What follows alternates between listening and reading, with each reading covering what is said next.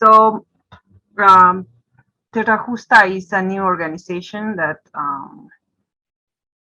new organization, um, relatively new organization, because it's a result of a long other process, because most of us, which is that are part of TerraJusta, we're part of another organization like for more than 12 years. And then at that time, our organization was another perspective, more global. And now we are focusing more on Latin America. We are helping communities affected by extractive projects in Latin America in general, but especially now, particularly now in Peru, Colombia, and in other different ways in Ecuador, El Salvador. So, well, for us, it's very important that we can really have a role which really is part of what could really be a significant impact on the communities on the territories. So that's why we choose this topic, for example, to understand how would be that, considering that there are power relations between the global south and the global north, but also in the south. So I will say that. I don't know if you, Wadi, would like to add something else before starting the presentation. I don't think so, really, other than just to say that one of the reasons why we thought to do this now at this space in the EDGE conference is because we kind of did a process of recording a set of reflections amongst the group of people who are involved in TerraJusta's work. And we turned that conversation into a blog, which we published on the EDGE website a few months ago. So just as an explanation of kind of where these reflections started, and some of the quotes and things that you'll see in the presentation are coming from that piece which we put together for EDGE a little while ago. But other than that, Leny, I think you should feel free to just go ahead. Okay, so saying that, you can see a new page, right? Yeah. Well, yesterday was the 12th of October, so we thought to make this session, but it was moved for today. But anyway, it was important for me to mention some important aspects briefly regarding this date. So I would like to read two quotes from the colonial feminist, who is Yudelkis Espinosa Miñoso. She's from Dominican Republic, and I think it's very important what she says when she's saying that if we want to celebrate this date, like someday where in our case the Spaniards discover us, it's like commemorating the original rape. So for me, it's very important what she mentioned, and I think this what happened at that time has to do with what become what we understand now, solidarity. And for me, it's very important to consider also that. So, well, the first quote says, Latin America is not being the magical place where the meeting of races has occurred, but the place where slaughter and the whip have exterminated, enslaved, and stripped entire populations of their riches. And the other important quote says also that the history of the European invasion of these lands has also been the history of the invasion of the viable body of Native women. So it's important to to understand that these two aspects are together. That's why many women are still dying in the middle of other struggles that has to do with impacts, different aspects of, and not just I mean all those struggles, not just the impacts of extractive projects, but many other uh, conflicts in the middle of all of that. Yeah, many women are still dying, and it was important for me just to mention that and see how it's related with uh, solidarity or what we understand about solidarity. So for me, well, of course, I would like to start with this question that yeah, as Maddie mentioned, we made a, this is the result of a debate, and we found some reflections based on our work, but also related with experiences that we had in other different spaces. And yeah, when we are talking about what solidarity, yeah, we are talking about international solidarity. And in that way, for me, for example, has to do with addressing the historical debt that dates back to colonization. So it's a process. So it will be like the process of reparation of damages. And so in that way, for me, it's like, well, first, I would like to read this quote, which is it's something that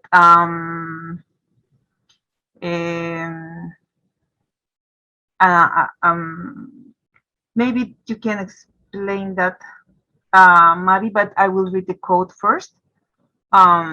It says between the year 1503 and 1660, 125,000 kilos of gold and 16 million kilos of silver from America arrived at San Lucas de Barrameda, which was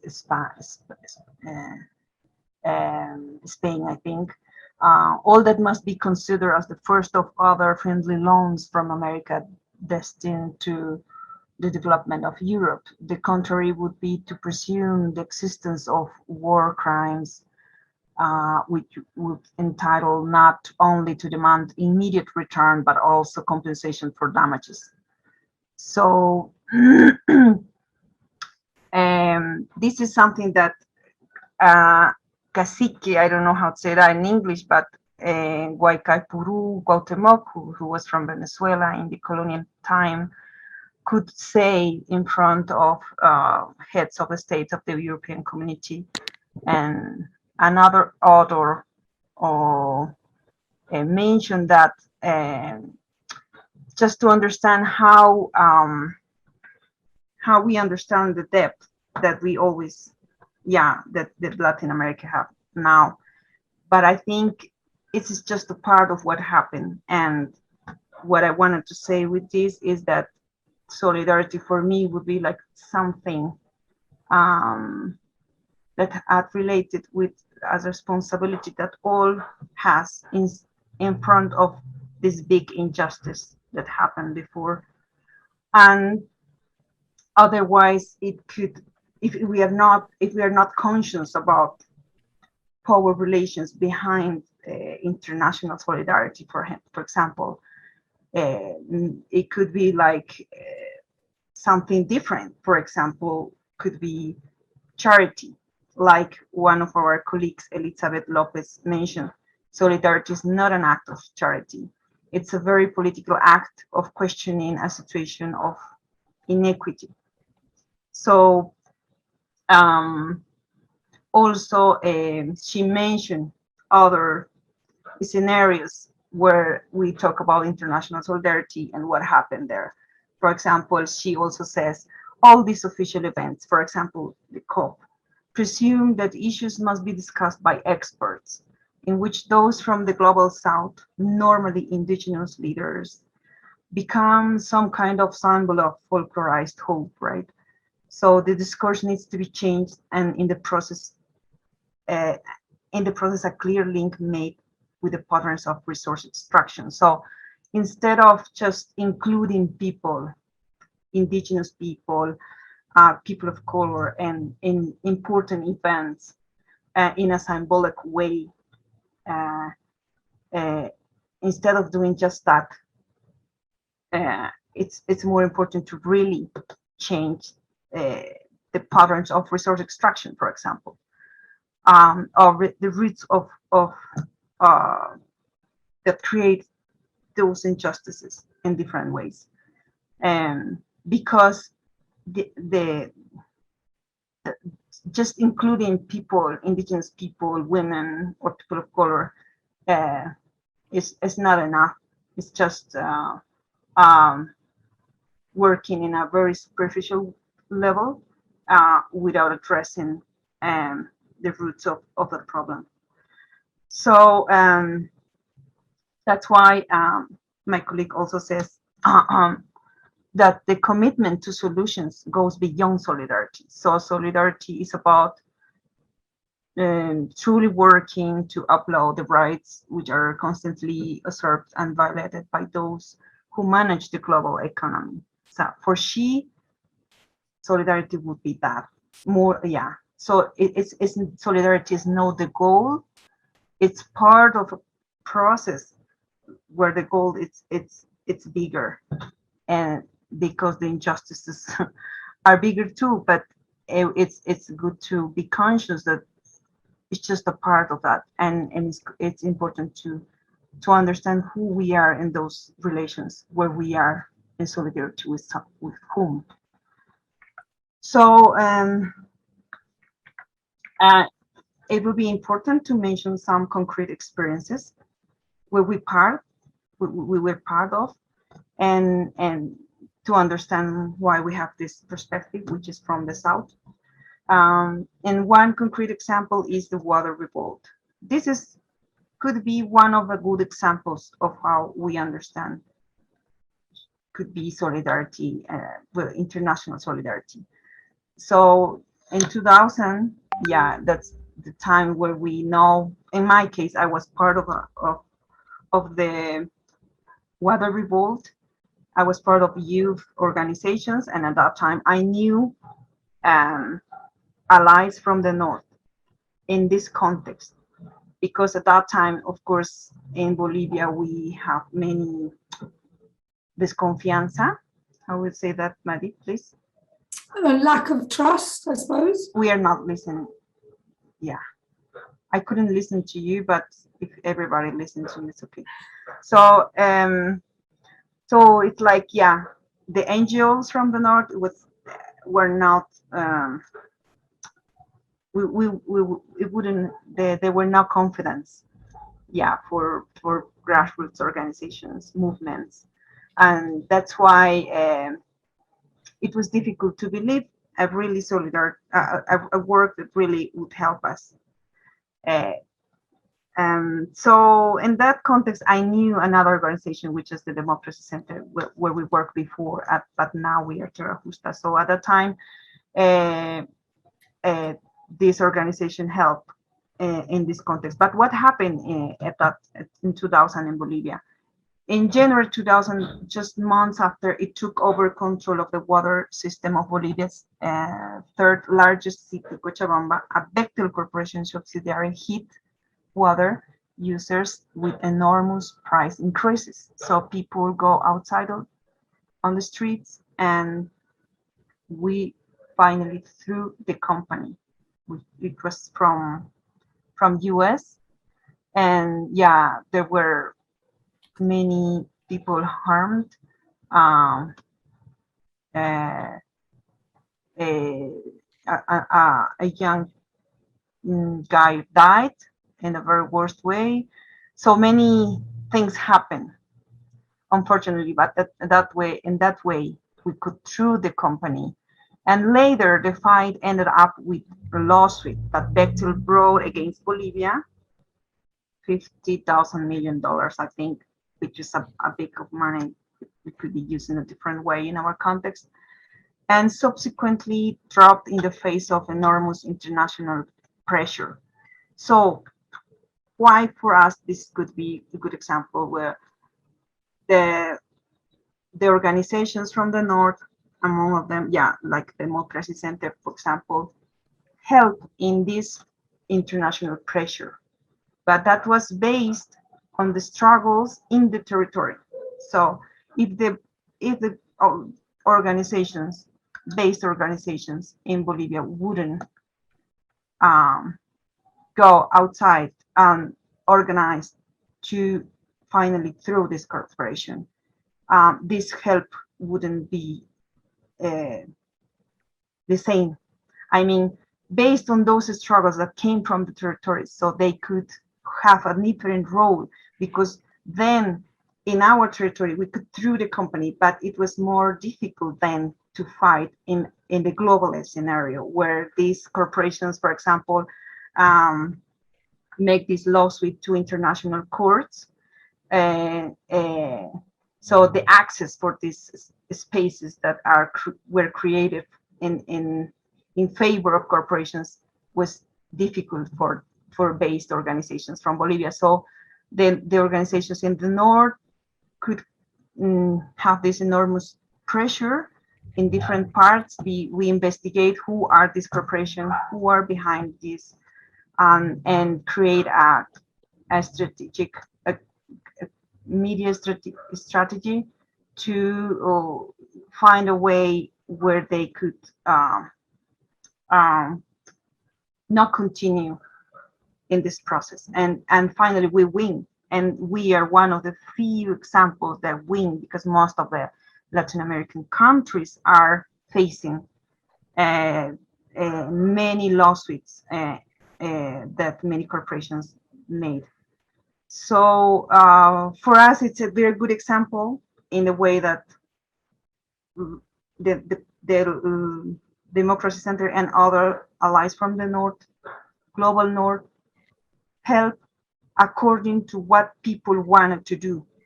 Because we throw the corporation and then we wanted to not pay this amount that they wanted us to pay, because it was totally injustice, because they didn't make those investments. I think it was like 20% that they make an invention, and they wanted to take like 80% of what they could earn in the future. So it was totally injustice. That's why. I don't know if it's that clear, or Maddie, you want to complement something else before continue with the other examples? No, I think you should just carry on, Leny, and because I think we didn't really say that at the start. Sorry, I'm not listening to you. Everybody's listening to Maddie. I think people can hear me. Yes, I'm getting some nods. So no, just to say, there'll be time after the presentation for a discussion, so we can come back to any of these things that people want to talk about more. But no, Leny, I think you should carry on, and then we can make sure we have time at the end for us to talk together. Okay, so I'll continue.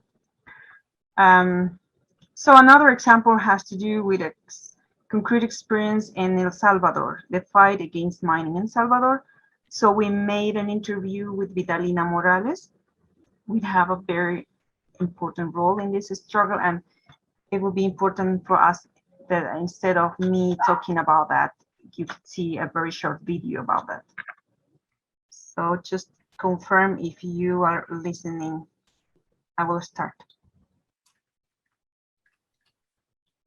En el 2008 la empresa demandó a El Salvador por $300 millones porque las comunidades habíamos tomado ya una posición muy clara de resistir ante la implementación de la minería, ¿verdad? Vea entonces la importancia que surgen los aliados internacionales y a partir del 2009 hacíamos una serie de movilizaciones ante el Banco Mundial, ante las oficinas de la Pacific Rim, ante las oficinas de la Oceana Gold allá en Australia. Entonces generó un acercamiento y una estrechez de relacionamiento que nos permitió pues visibilizar y mantener nuestra lucha también a nivel internacional. Y así fue como logramos pues que las empresas mineras se retiraran del país y se firmara una ley que prohíbe la minería.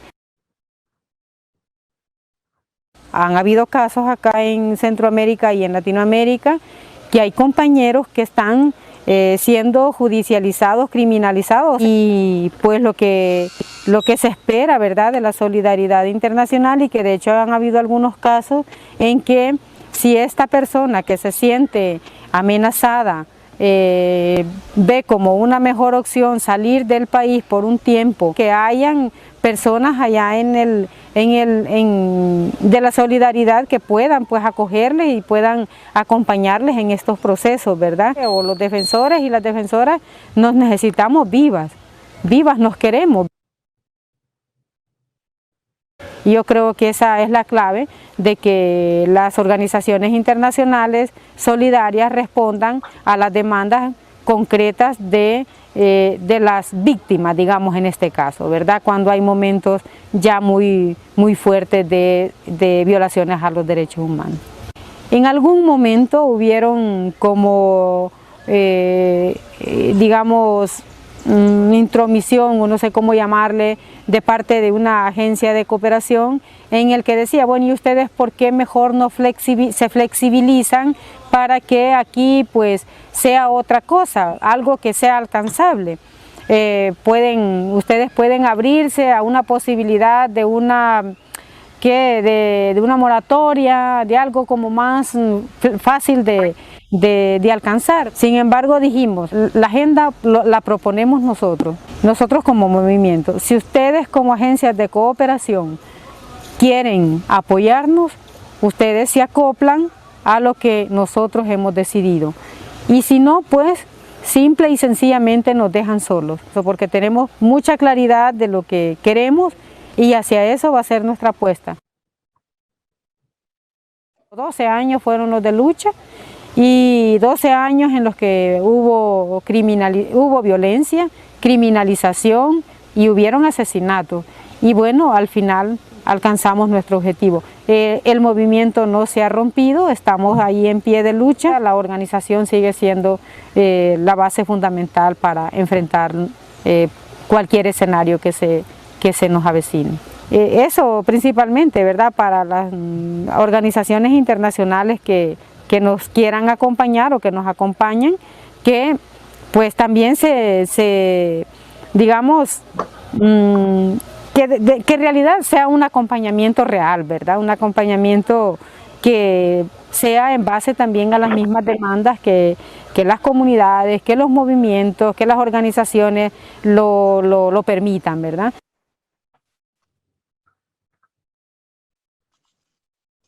Okay. Should you listen to me? Yeah, so that was a very good example of what do organizations like the ones who were part of the struggle in El Salvador expect from allies in the north that could want to work in international solidarity with this struggle. So it's a very good example for us that has to do with the clarity of the organization. So in that way, and also that it's important that organizations from the allies from the north could be open to and not close to their ideas only, but open to what's happening and what they really need. So another example that I wanted to share it's related with an experience from the colonial feminism. TerraJusta is not working directly issues just about that, but of course we work in some other projects to see the impacts on women. But it's important because what they are saying, it's very important also in our work. So another decolonial feminist, Ochi Curiel, which is also from the Dominican Republic, says this when someone made an interview, in this magazine Picara in 2014, asking what she thinks about solidarity, international solidarity, in this case in the context of feminist solidarity. So I think we can take many aspects from this also, And she says, for example, I no longer believe in feminist solidarity, nor do I believe in transnational feminist solidarity, just like that. Changes don't come because we are all wonderful, beautiful women or human beings, I would say, but when we work on the power relations behind them. So that's very important to be conscious about that. And sometimes it's very normalized the way how we are in solidarity with others, right? And also she says, why is that? For example, she make these questions that are very important for us to answer, right? Is it why is it that hegemonically the others of the third world, the Indians, the Black, the immigrants, are the raw material of the research or publications of people who have privileges? That seems unquestionable, like some way of normalized. So it's important for us to be conscious about this, because sometimes it's obvious. And also she says that we have realized that this supposedly articulated solidarity is based on the exploitation and subordination of others at the same time. And there are some that we are no longer willing to accept. So I think it's very important what she says, because sometimes not in the same level, but according to who we are and from where we are making something to be in solidarity with whom, we reproduce these relationships. I'm talking about extractive projects. We can reproduce these aspects also in other ways, and not just with raw materials, but with the knowledge and the struggles of the people. So just another question. We are not answering everything and going on deep because of the time. I will try to finish this because we are on time. So what has power, and who has the power and who benefits? It's the thing. So I think we are. I want to be clear that we are talking about power relations between organizations and the territories in the global south and allies in the global north. The global south, of course, not just thinking geographically, because of course there's another south in Europe, and we have also the north in our countries in Latin America, etc. So another question that I would say, based on what the experiences or like Ochi Kuril mentioned before, is who usually are in solidarity with whom. We need to answer those questions and talking about the global south and the global north. And what I would say is that sometimes, based on what Ochi Kuril said, is that in the name of solidarity, sometimes we become being benefiting, or some can end up benefiting more than those with whom they are supposedly acting in solidarity. That's because we're not conscious of our privileges sometimes, and we reproduce that without being conscious about that. And all the actions we develop, with something important that says another colleague, it's that all the actions that we develop are carried out in highly racialized spaces where power and dependency structures are evident and generally legitimize violence. So solidarity is not always going to be equitable. It's faced in many relationships in the middle, and she believes that it must be aspired to the construction of honest collective process, which is very difficult. It means long-term process, not just concrete actions sometimes, and where it is clear what is the scope of both parties, what are the goals or aspirations, and how we can work together. So another important aspect that Vidalina mentioned, based on the struggle in El Salvador, is that the clarity of the organizations in the global south is fundamental. What it says another colleague, Aldo from TerraJusta, and yeah, or Vidalina says in the video also, but it's important to make an emphasis about that. And she says, yeah, our organizations continue to be fundamental based to confront whatever future scenarios come our way, and to the international organizations that want to accompany us, that it to be real, that it be accompaniment based on the same demands as the communities and as allowed by the movements and organizations. So some conclusions to end and open the space to some ideas or comments that you want to make is first, for us, it is key that international solidarity organizations respond to the concrete demands of the communities, victims, or whoever we want to be in solidarity. Global campaigns are only possible to the extent that they articulate immediate and concrete needs with the more structural demands that are reflected in these concrete needs, which is double. It's an effort that we should make. That's what we think, making our work. And another one, the clarity of the organizations in the global South is fundamental. We have to be very attentive to the way we do things and listen. We must not stand in the way of these voices. We are like fingers or bridges, not appropriating the voices from the others is key. And communities are in permanent tension between linear development and the survival. So it's important that not to romanticize these processes like the only ones who have the moral or the ones who have to protect the environment and so on. And the last one, work and power relations behind international solidarity, that it's different in every context. It depends who we are and where we are, trying to be in solidarity with whom, etc. So I would finish with that. Thanks. Maybe we can now listen some other comments or questions.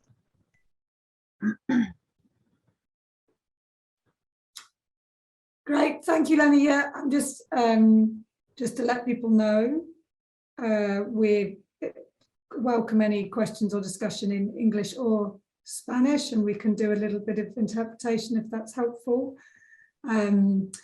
And really what we were trying to do with this session, this is obviously a huge topic. There are so many things, there are so many facets to it, so many things to say, but we were really keen to just try and have a bit of a conversation, really. And if people have experiences of their own solidarity work that they want to bring in and share a bit, or thoughts about the concrete ways that movement actors can, bring things into their work, which try and achieve more genuine or justice-centered modes of solidarity, or thoughts about the role of philanthropy and funders. Those are some of the things, that maybe it'd be great to share a bit here. And I'm just going to share a link in the chat, which is to the blog that I mentioned at the beginning, which we originally published on the Edge website, and which, kind of develops a bit more some of the things that Leny brought up in the presentation. But yeah, does anyone else have things I would like to say right now? We're not a huge group, so I think if you want to unmute yourself and just speak, then that shouldn't be too much of a problem.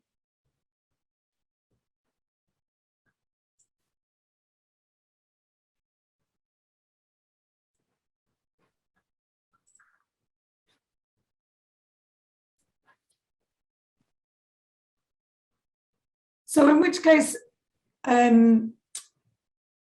Leny, I don't know if you want to say a bit more about some of the work that TerraJusta is doing at the moment and how some of these complexities are involved in some of those processes. Yeah.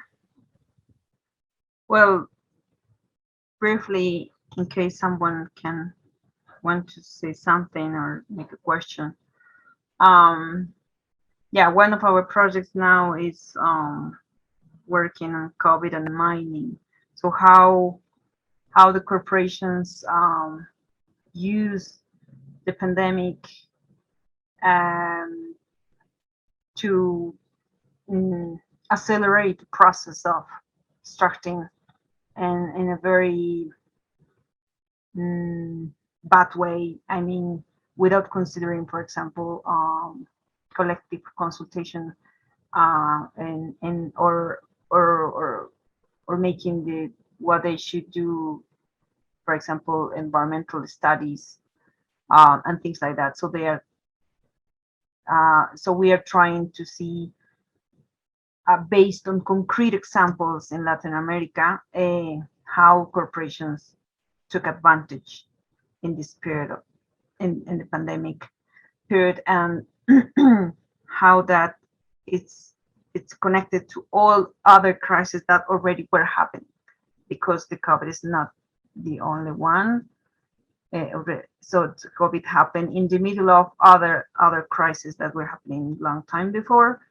So just the more aspects were like they go on deep, and of course they become, and the situation become worse, right? Because, for example, in Peru we are following some cases in the south, and of course they were having demands from many years before around water.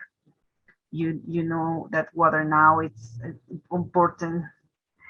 It's very important in the COVID, and all the time, but now more than before. And of course, these people were having already they were not having a good water, because the corporation contaminate it, and people they have many metals in their blood, so they are already dying slowly, many of them, and the corporation don't recognize that injustice, for example.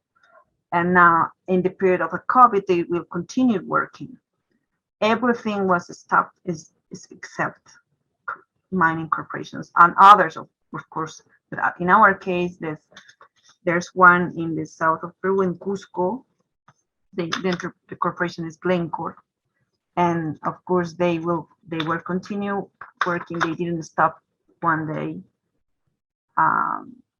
but people, were in a very tense situation, like dictatorial time.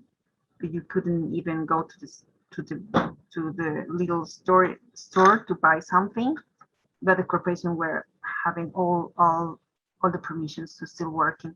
So for us, it's very important in this aspect and understand how what happened in during the pandemic is it's showing more other aspects and how corporations operate, and how COVID was just one scenario where they took more advantages. And there, we have an hypothesis where most of the corporations have more más ganancias. How you would say that? Sorry. Profits. More profits than before. We have many cases that show that, and well, we will prepare a regional report and then a global report, because this project is bigger.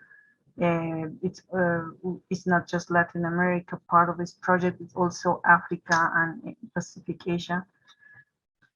And of course, those contexts are different, but in Latin America, we are seeing that. And for us, it's very important, for example, how this project could help to the concrete demands that they are already facing, not just during the pandemic, but the long time before, because we are trying to following, accompanying these struggles, not just in a period of time, like with some or doing any campaign and just that, and the project it's and that's it. We are trying to have long time relationships and see how any project that will according to the possibilities and the opportunities, see how these projects could really respond in some way to a concrete aspect that they are facing. Instead of just taking their voices that could be shared, could be socialized in a global level, but without considering a concrete objective that you could help them in a concrete way in some way. Well, I don't know if that's clear, but I could say that maybe some of you would like to say something or some questions instead of continue talking. So there's a couple of things that are coming through on the chat, and one is maybe just expanding a bit in terms of like how, when working on these projects, developing relationships with communities, what are the ways that TerraJusta has kind of brought in some of these reflections about solidarity into the way that it works with communities? What is it that we do to try and keep that consciousness of the power relations there and acknowledged in the way that we, you know, the work is done with groups in Latin America? I don't know if there's more things that you could say about that. But like how we incorporate those reflections in our work. Yeah, it's a permanent aspect. So all the time we have to make as many questions and not be sure about this is the way and we are doing it very well. I think we try to, for example, be more first trying to know as much as we can about the context of the place. If we are close and we have the possibility, so then we can make an effort to do that. If we are more far away, so our contributions would be different, because according to the type of interventions, we need to know the context at a different level. So, for example, in the case of Peru, yeah, we traveled to Peru and we made an effort beyond our budget and things like that to really be in the territories and know the people, because we are close and it's a context which is not totally different like in Bolivia. So we could understand better some aspects and see the best way.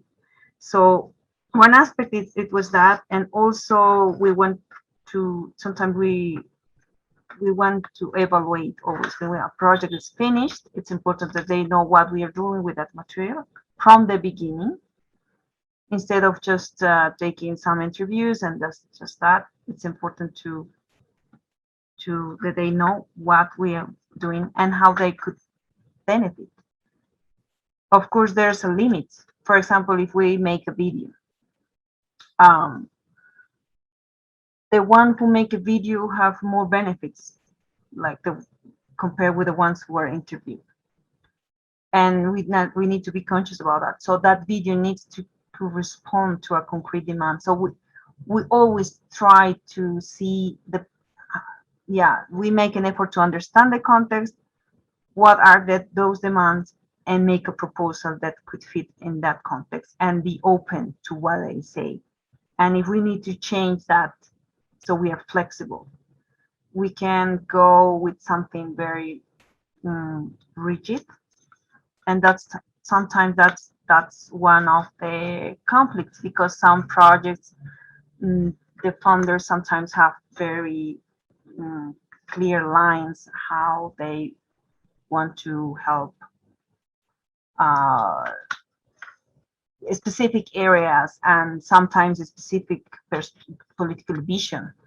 But sometimes, we have some problems in that way. But we try always to explain the complexity of what's happening on the territories, and respecting the limits of any project. Try to see what would be the best way to invest those funds.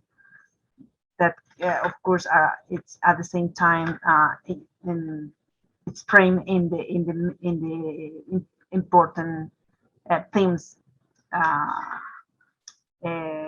as an objective in the project. So it's not easy, and we usually want to make an evaluation with them, which is also difficult. We cannot just based on what they say, because of course there are poor relations also.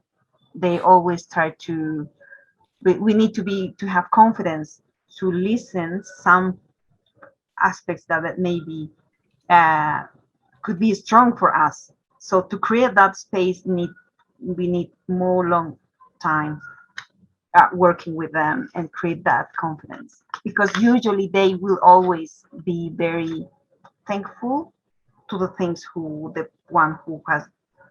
are offering these projects, who are administrating that money. So that person has more power in that relation. So usually the people will say thank you and will not make critiques. So this is very difficult. So at the same time, we also try to prioritize. Now we have a new strategic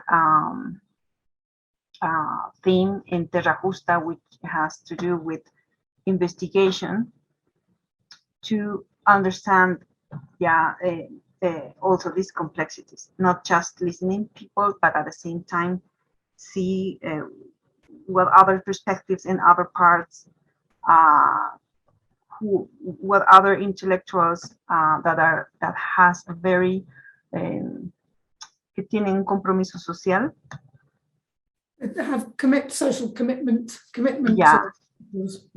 Offer different methodologies that could help, and that at whatever, and so we need to be constantly looking that and put in the practice, and all the time evaluate that. So I would say those things. I don't know if you have more other questions, or if I respond to that question in that way. Well, so we're obviously close, and I'm just wondering if there is anyone who is wanting to ask anything else or share anything else with us, anything based on your own work or other things that you would like Leny to kind of say a bit more about just before we finish.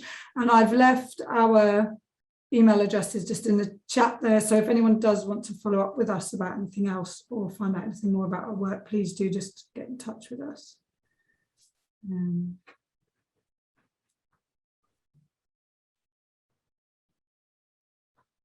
Yeah, and I mean, well, maybe like one, so then if there are no other specific questions, one thing in this context where we're having a conversation now is just, I know listening to sessions yesterday, the issue of organizations needing unrestricted funding in order to be able to carry out their work in the ways that really reflect the principles that they want to work to is really important. And a lot of the things you said, Leny, indicate, the long-term relationship building, the flexibility, the need for kind of travel and putting deep work into the establishment of relationships and understanding, and being able to respond in appropriate ways. These are all things which don't necessarily always fit well with the requirements that are placed on organisations by funders. And I was just wondering if there's anything else, just to finish up, that you would say about ways that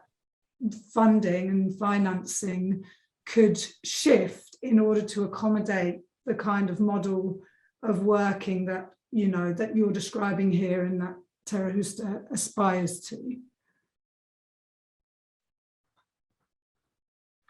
Want me to compliment around the last thing you said?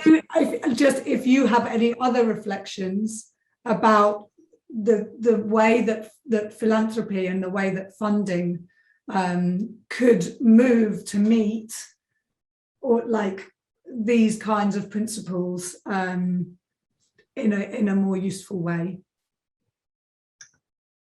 Well, something that I could say is what Vidalina Morales said in the video, right? She said, so talking about international solidarity, that has to do with allies in the North, but also funders. that to help processes in Latin America, of course, based on your social political perspective, implies if you really want to help struggles in the South, for example, it has to respond to their concrete demands, and so that implies to rethink some ideas that we have. For example, sometimes we start thinking what would be best for others, and we create some categories. For example, talking about climate change, for many communities, climate change is just one of many other conflicts, crises that they already facing. So sometimes we have some categories like clean energy, or transition energy, and so we need to think how would be that in different contexts, and what do people understand about that, or what we understand about who are the indigenous people, how we are thinking about indigenous people, what do we understand of nature, according to the main issues that are important for each organization. So we need to rethink what we understand about these categories, and how we could really help, and how would those be modified, or how those would be framed in different contexts to really consider the real demands. Because sometimes there are many funds to do something around climate change, for example. So people sometimes think that it has to do just with this topic, without relating it with the other structural problems that they are already facing. So it needs to be not very close, aislado de otros. Compartmentalized, we would say in English. Yeah, so it's important to have the flexibility to how that issue is, and it's not the same in every place, even inside Latin America, for example. So just that, and be open. Yeah, I know that it's difficult, and every organization has their own objectives, but I think it's very important not to be sure about, oh, it's difficult, because for us it's also not easy to all the time try to be autocríticos. Yeah, no, it's hard work. The process of reflecting and being self-critical and bringing these things out takes some time as well, and is another thing which needs to be acknowledged in terms of the work that organizations need to do, I think, so, and the importance of it. So we're just over the hour, so I think we need to close. Please do get in touch with us if you want to know more about what we do, or have a look at our website. Thank you for the nice comments in the chat. And maybe see some of you in some other spaces in the conference. And yeah, I hope you enjoy the rest of the week and get lots out of it. Yes, thanks. Thank you, everybody. Thank you very much, all.